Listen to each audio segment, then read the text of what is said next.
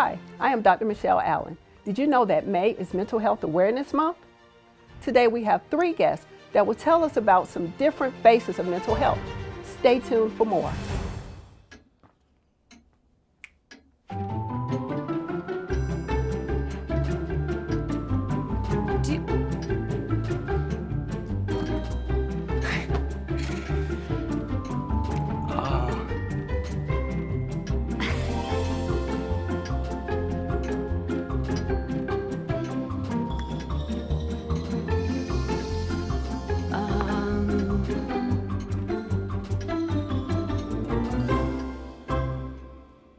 Listen, you're my friend. I noticed you haven't really been yourself recently. Yeah, I feel like something's up. How are you? Are you okay? Is there anything you want to talk about? I just want to know how you're feeling. And listen, even if you don't know what to say, I'm here to talk. No matter what you're going through, I just want you to know I'm here. I've got your back. When you want to talk, I'm here.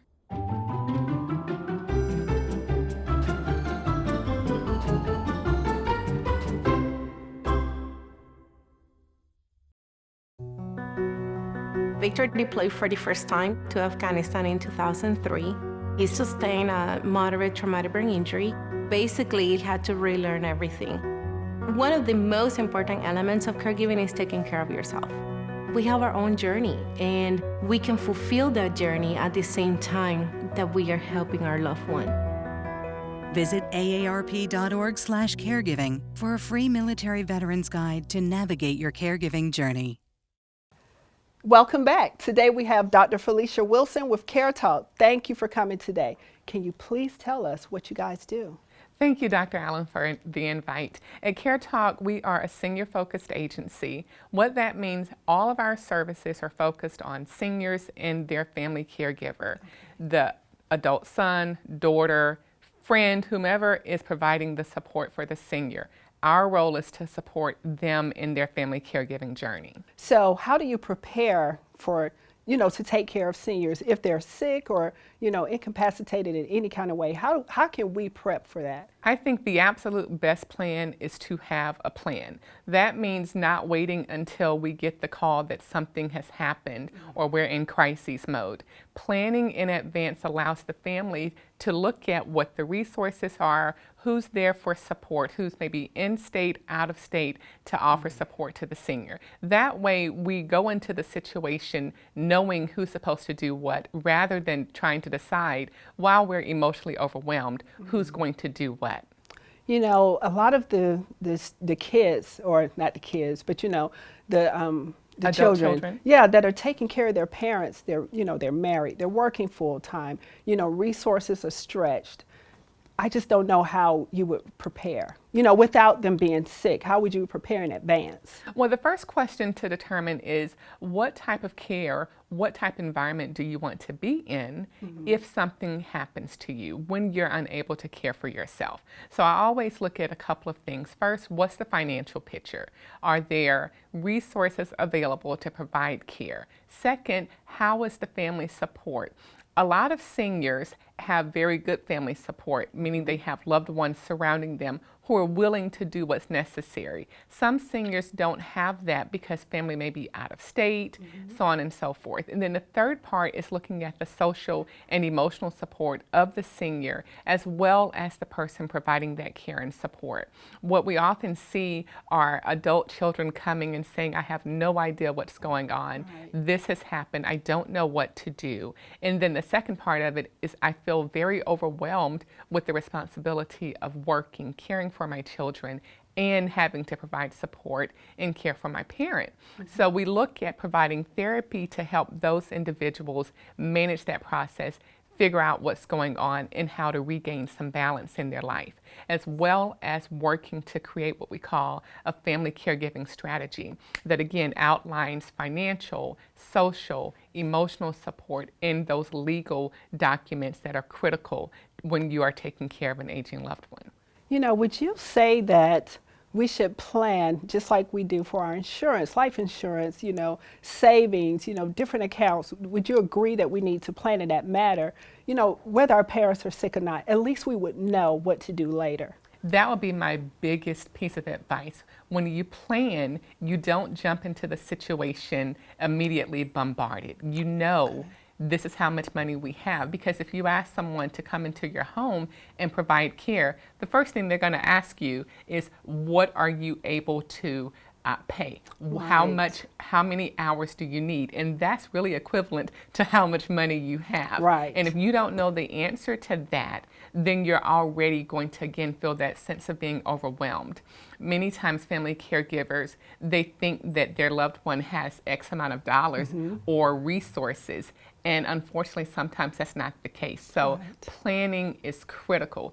It can be uncomfortable, it can be overwhelming, but I promise it's the best thing you can do in advance of receiving that phone call that something is wrong and you have to act. You know, I was one of those children that, you know, had to prepare, you know, and take care of their mother by surprise. But luckily, she had some things in place and we were okay. But, you know, for people that, you know, are not in that position, you know, I suggested they listen to you. So tell us, how can we reach you? How can we contact you, you know, for Care Talk? Because apparently I think we all need this. Absolutely. I am right here in Douglas County. Awesome. My website is www.caretalk.net, and you can go there. All of the contact information is right there. There's a contact us option at the bottom of the screen, as well as email address and phone number. But the best place is www.caretalk.net. Again, thank you for coming. We really appreciate it. My pleasure. And thank you for staying, and we'll be right back. Sorry about that. No, I've been staying at my dad's place because of everything. Here you go. It's your favorite. It's chicken noodle. He's good. Oh, wait, Dad. Wait, hang on. Yeah, I know. We keep missing each other. I've been working out of my dad's house. Doing some reading. I should be working out more. I know it's important to stay healthy. It's just, I don't have the time. I just feel like I'm drowning. Your turn. In tough times like this, we know it can be easy to neglect your own health and well-being. Dad, it's the girls. Oh. What kind of dance is that? While you care for your loved one, you also need to care for yourself. You look good. Go to aarp.org/caregiving for free mental health and self-help tips. Okay, Dad. 1, 2, 3.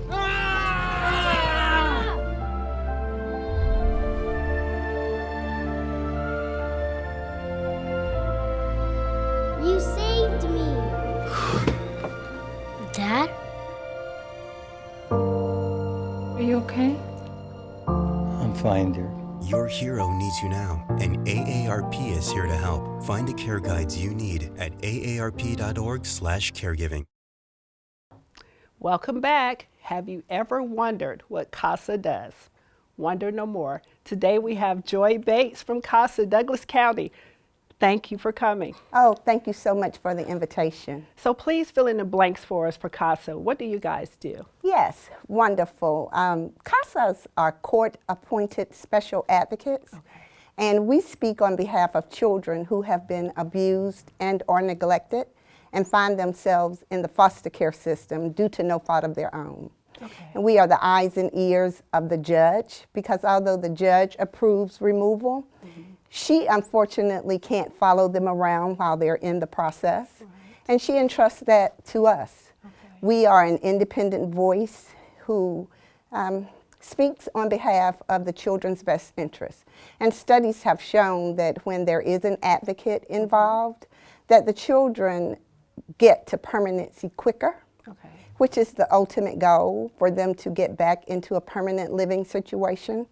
And they are moved less frequently while they are in the system, and they receive the needed services to send them home healthy and whole. Okay, so when you say follow them around, what does that look like? That looks like what really a parent would do. We are concerned with what we say is the whole child.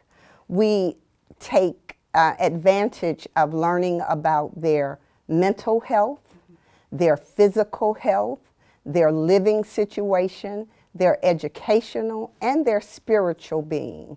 And so we attend to the needs of that whole child so that when they go home, they are healthy. Okay, so the hopes is that they will return to their parents, but sometimes that doesn't happen, correct? Absolutely. Okay. Research proves that children belong with their family. Right. And so that's usually the goal of all of the case plans. There are some extenuating circumstances that prohibit that, but yes, children do better when they're with family. Oh, I agree. I'm pretty sure that's what they would prefer, you know, if they were in ideal situations. A lot of the kids may have been abused, possibly. And so what about their mental health status? Yes, and I'm just going to say all of the children that we serve have been deemed abused and or neglected, which is why they're in foster care. One other side point, Dr. Allen, every child that I have spoken with in the 10 years that I've been doing this prefer to go home. Yes. When a child says they don't want to go home, they don't want to see their parents, it really makes the hair stand up on the back of your neck. Yes.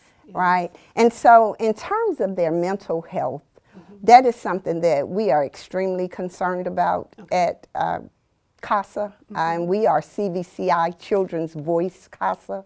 We're extremely concerned about that because children in foster care have a higher degree of mental illness diagnosis. It is disproportionate to the numbers for children who are outside of foster care. It's 80% in foster care, 18% outside of foster care. That's huge. That's huge. That's huge. And then to exacerbate it more, we have issues of foster parents not really being trained to help children who have mental illness, and really not to the fault of the foster parent. There's a shortage in foster parents. And so we place them, well, CASA doesn't place them, but the Department of Family and Children Services places them where there's availability oftentimes. Then you have the problem of service providers. Sometimes there is not a one-size-fits-all. Right. Children need specialized care. And far too often, the service providers aren't equipped for that. And so we are working hard to ensure that children aren't overdiagnosed, overmedicated, and they have the services that they need to take care of their mental health issues. Well, Ms. Bates, I tell you, you have said more than a mouthful. I appreciate you coming here today, and I appreciate you taking care of our children in Douglas County. How can you be reached? How can CASA be reached? Absolutely. I thank you for asking that question because awareness is really important. We can be reached on our website is the most effective way, and that is at douglascountycasa.org. And again, I'm Joy Ponder Bates. I do the recruiting and the training for the volunteers and our community who wish to speak on behalf of children who have been abused and are neglected and are in the foster care system. Well, thank you. That is absolutely amazing. And again, I'm Dr. Allen, and thank you for coming today. Thank you so much, Dr. Allen, for having me. And thank you for staying, and we'll be right back. When I was in foster care, I never knew when I would have to move. So I always had my suitcase ready to go. Then one day, I was adopted. My new parents opened their hearts and home to me. My parents cook my favorite breakfast for me every morning. My parents take me on trips I never thought I would go on. They gave me a home and an even better reason to use that suitcase. My parents aren't perfect, but they're perfect for me. I am so glad you ladies are here. You each have your own rooms. Thank you. Get settled in. I'll call you for dinner. Adopting teen sisters, it's a lot. Girls, you're gonna be late.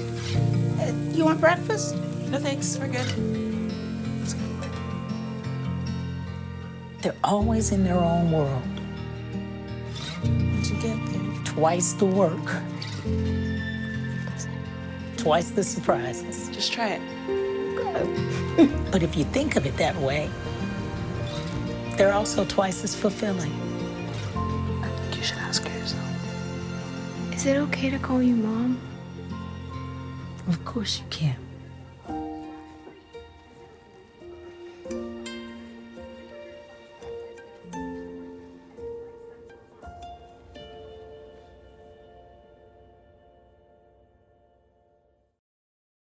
Welcome back. Today we have Douglas County CSB, and we have Mr. Ray Lightford to tell us about it. Thank you for coming. Tell us your title and what does CSB do for the community? Well, thank you for having me. I am the Chief Operating Officer at Douglas County Community Services Board. And what the CSB is we are a Tier 1 comprehensive provider in Georgia. Okay. Basically what that means is that we are a full service one-stop shop. Okay. We provide services both to adults and children and families as well in the form of behavioral health. So that is mental health, substance abuse, as well as developmental disabilities. Oh, wow. So you provide counseling, medications. What type of counseling do you have for them? So we have family therapies, we have psychosocial rehabilitation courses, we have parenting classes, substance abuse disorder classes and groups. It's a huge gambit. We also have a full operating pharmacy, okay, as well as case managers, both regular case management and intensive case management for those that are re-entering out of a formal state of incarceration. Okay, so is it court ordered, or can someone, determine that they have a mental illness or assume, or have a substance abuse problem and come to you? How do you get your client? So basically, that's a great question too. It's walk-in. Oh, okay. Most of the people that we deal with, right now we currently service 7,000 citizens here in Douglas County. Okay. And most of them are walk-ins, they're self-referral. They come in, they start off with a simple behavioral health assessment to see where they are. Because oftentimes we forget simple things such as stress, depression, short-term situations all can lead to a mental health diagnosis. And so basically, like I said, it's self-referral. Now we do have some referrals that come directly from courts and DFACs and some of those other entities, but the majority are directly self-directed walk-in. Okay. I feel something or feel a little indifferent about something. Okay. So is it hard for them to come in and just kind of admit that they think something is wrong? I would say yes, and it's because of a lot of social stigmas. There are social economical factors that lead to behavioral health. COVID exacerbated a lot of that. I'm a single mother and I lost my job. Okay. I'm in between places right now. I'm not stable. All of those things can lead to behavioral health or mental health breakdown. Okay. And so we normally get people at their lowest point, and what we do is we try to focus on those factors and build them up slowly.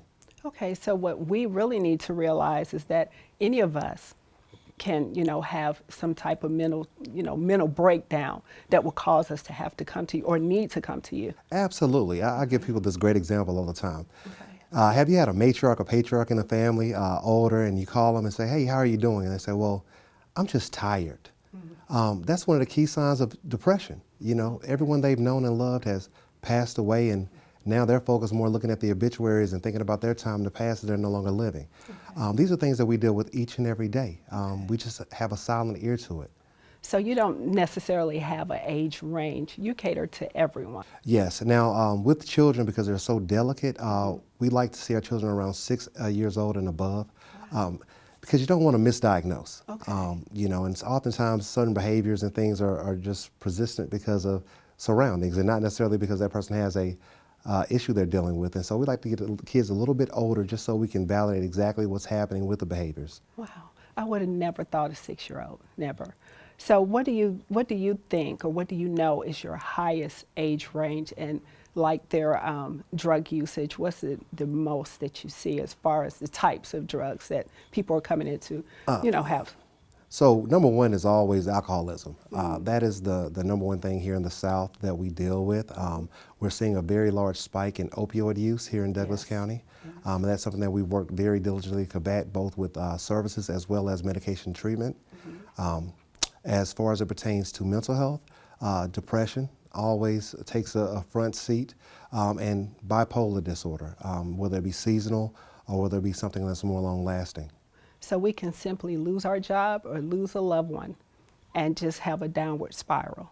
Absolutely, and people need to understand that mental health has cures. It doesn't last forever. Sometimes, like I said, if you focus on all the things surrounding the diagnosis and you learn how to treat those, you see the symptoms will subside. And that's what we do as being a comprehensive provider, whether it be having supported employment services, or whether it be having those listening ears in the counseling form, whether it be housing placement or housing supports. So we try to focus on all those social economical factors that may lead to a mental health crisis. Okay. Well, let me tell you, thank you personally for coming here today. I've learned a lot, and I'm sure our listeners will too. How can we reach you if we just want an evaluation, or how can we reach CSB? Okay, so it's great you asked that. So you can reach us at douglascountycsb.com. That's our website. You can contact us at 770-949-8082 to schedule an appointment, or you can walk in. We're located at 5905 Stewart Parkway, Douglasville, Georgia. Again, I am Dr. Michelle Allen, and thank you for watching.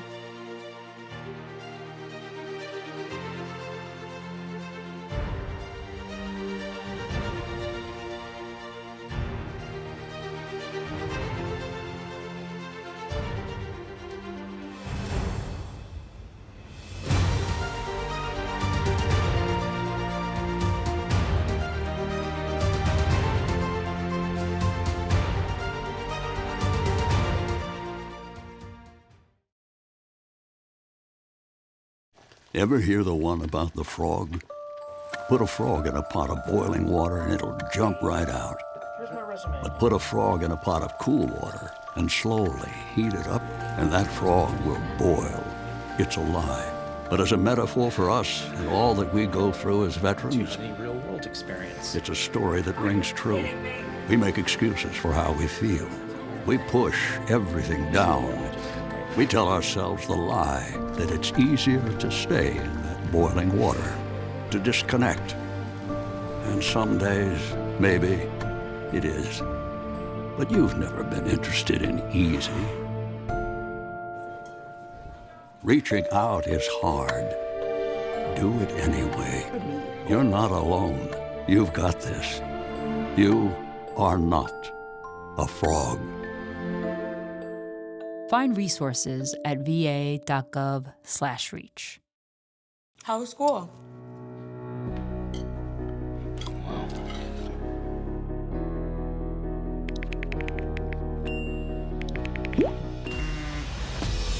I'm just a mess, now I'm just a mess, and you're just the person that changed my life.